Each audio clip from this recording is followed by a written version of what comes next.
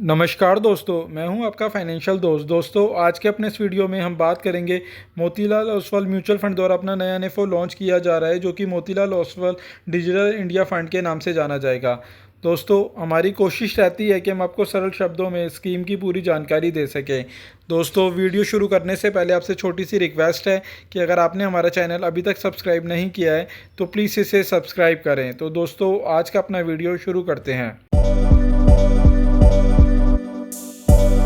Motilal Oswal mutual fund द्वारा अपना नया एनएफओ लॉन्च किया जा रहा है जो कि Motilal Oswal digital India fund के नाम से जाना जाएगा।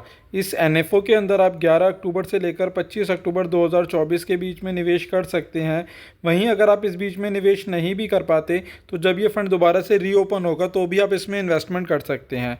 वहीं जानते हैं अब इसकी स्कीम डिटेल के बारे में। बेसिकली ये फंड एक थीमेटिक कैटेगरी का फंड है जिसके अंदर डिजिटल टेक्नोलॉजी से रिलेटेड कंपनियों और इससे जुड़े सेक्टर के अंदर ही मेजर इन्वेस्टमेंट होने वाला है। टेक्नोलॉजी का हमारी ज़िंदगी में कितना बड़ा रोल है, इसका सबसे बड़ा उदाहरण हम सबका मोबाइल फ़ोन है, जिस पे हम अपने आधे से ज़्यादा काम आज की डेट में घर बैठे या ऑफिस में अपने मोबाइल फ़ोन के थ्रू ही कर लेते हैं। जिसमें बात करें मेजरली, अगर हमें ट्रैवलिंग के लिए कोई टैक्सी या ऑटो बुक करना हो तो हम अपने मोबाइल के थ्रू कर सकते हैं। वहीं न्यूज़ अपडेट के लिए भी आज हम टीवी पर निर्भर नहीं हैं, हम अपनी लेटेस्ट न्यूज़ वगैरह भी सब अपने मोबाइल पर ही पा सकते हैं। वहीं टीम मीटिंग करनी हो तो वो भी हम डिजिटल ही कर सकते हैं।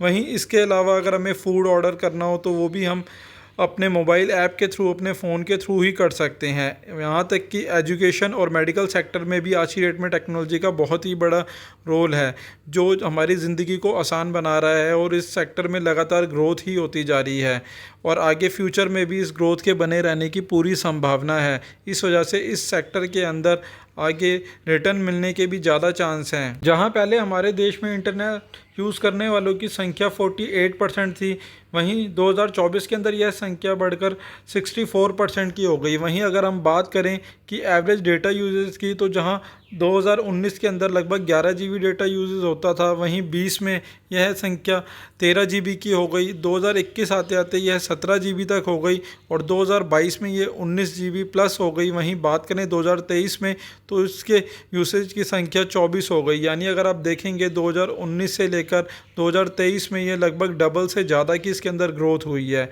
वहीं बात करें तो धीरे धीरे 4G से लोग 5G की तरफ भी बड़ी तेज़ी से शिफ्ट कर रहे हैं। और यहाँ अगर आप देखेंगे कि एक एवरेज इंडियन अपना जो 6 घंटे से ज़्यादा का समय ऑनलाइन ही अपना कवर करता है। तो आप देख सकते हैं कि यहाँ पर अगर ज़्यादातर लोग डिजिटली अटैच रहेंगे अपने मोबाइल या लैपटॉप से तो इसी के ऊपर वह अपना ज़्यादा समय बिताने के कारण अपने ज़्यादा से ज़्यादा काम भी इसी मोड के थ्रू करना पसंद करेंगे।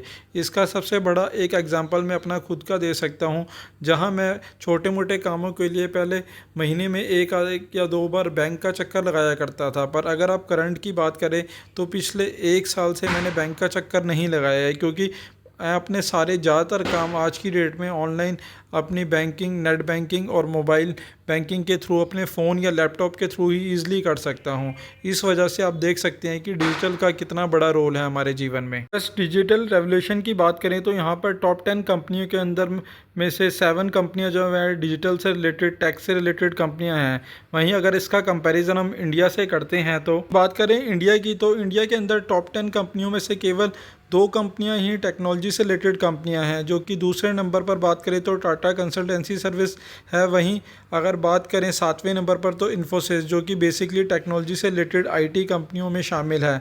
तो आप देख सकते हैं कि इस सेक्टर के अंदर फ्यूचर में ग्रोथ होने की कितनी संभावना है। इंडिया की टेक ओरिएंटेड कंपनियों का अगर रेवेन्यू ग्रोथ की बात करें 2020 से 24 के बीच में, तो जहां इसमें सबसे ज़्यादा ग्रोथ एफिलिएट कंपनी के अंदर रही है जो कि 53% से ज़्यादा की है। वहीं अगर सबसे कम ग्रोथ वाली कंपनी की बात करें तो इन्फोसिस की है, जो कि 17% से ज़्यादा की ग्रोथ रही है पिछले 4 सालों के अंदर। तो आप देख सकते हैं कि आगे आने वाले सालों में भी इन कंपनियों के अंदर ग्रोथ होने की पूरी संभावना है। बात करें इस सेक्टर में ग्रोथ की, तो जहाँ इंटरनेट की 2010 के अंदर 8 से 10 बिलियन डॉलर की हिस्सेदारी थी, वहीं अगर टेक्नोलॉजी सेक्टर की बात करें तो उसके अंदर 50 बिलियन डॉलर से 60 बिलियन डॉलर की हिस्सेदारी थी। वहीं अगर इंटरनेट इकोनॉमी जीडीपी शेयरिंग की बात करें तो उसके अंदर 0.5% की थी, जो कि 2022 में बढ़कर टेक्नोलॉजी सेक्टर की हिस्सेदारी की बात करें तो यह 48% तक हो गई, जो कि 155 से 175 बिलियन डॉलर की इंटरनेट इकनॉमी की हिस्सेदारी हो गई। वहीं अगर बात करें टेक्नोलॉजी सेक्टर की तो इसकी हिस्सेदारी बढ़ के 320 बिलियन डॉलर से 350 बिलियन डॉलर हो गई। वहीं इसकी जीडीपी शेयर की बात करें तो 4 से 5% हो गया। वहीं 2030 के अंदर इसका लगभग 12 से 13% तक होने की उम्मीद है। तो आप देख सकते हैं कि जैसे जैसे हमारी इकनॉमी ग्रोथ करेगी और लोग ज़्यादा से ज़्यादा डिजिटलाइजेशन की तरफ मूव करेंगे तो इस सेक्टर के अंदर ग्रोथ होने की पूरी संभावना है। भारत का लक्ष्य है कि 2030 तक $1 ट्रिलियन की डिजिटल इकनॉमी को तैयार करना, जिसके ऊपर गवर्नमेंट का भी मेजर फोकस है और इनका इसके ऊपर ज़्यादा से ज़्यादा एक्सपेंडिचर भी अपना लगातार हर साल बढ़ाती जा रही है। तो इस वजह से इस सेक्टर में ग्रोथ होना तो 100% है कि इस सेक्टर में ग्रोथ तो होगी। ये हो सकता है कि थोड़ा टाइम आगे पीछे हो सकता है, बट इस सेक्टर के अंदर ग्रोथ होने की पूरी संभावना है। बात करें इस थीम में तो मेजर कौन कौन से सेक्टर कवर होने वाले हैं, तो इसके अंदर मेजरली अगर बात करें तो एंटरटेनमेंट, ई कॉमर्स कंपनियां, लीडिंग बैंक हो गए, हेल्थ केयर सेक्टर हो गया, एजुकेशन सेक्टर हो गया। वहीं अगर बात करें तो ऑटोमोबाइल सेक्टर हो गया, सिक्योरिटी ट्रेडिंग सेक्टर हो गया, इसके अलावा पेमेंट सेक्टर हो गया, मैन्युफैक्चरिंग सेक्टर हो गया, कम्युनिकेशन। इस तरीके से टॉप के सारे ही सेक्टर्स के अंदर कवर होने वाले हैं। स्कीम डिटेल की तो यह Motilal Oswal digital India fund के नाम से जाना जाएगा। यह फंड एक ओपन एंडेड फंड है, तो उसमें आप कभी भी इन्वेस्टमेंट कर सकते हैं और कभी भी विड्रॉ कर सकते हैं। साथ ही ये एक थीमेटिक कैटेगरी का फंड है, तो उसके अंदर हाई रिस्क और हाई रिटर्न की पॉलिसी काम करने वाली है। तो यदि आप अगर बिगनर इन्वेस्टर है तो आप थीमेटिक फंड से दूरी ही बना के चलें, बट मेच्योर इन्वेस्टर हैं तो अपने पोर्टफोलियो का कुछ पोर्शन आप इन्वेस्टमेंट कर सकते हैं। बट इन्वेस्टमेंट करने से पहले एक बार अपने फाइनेंशियल एडवाइज़र से सलाह जरूर ले लें।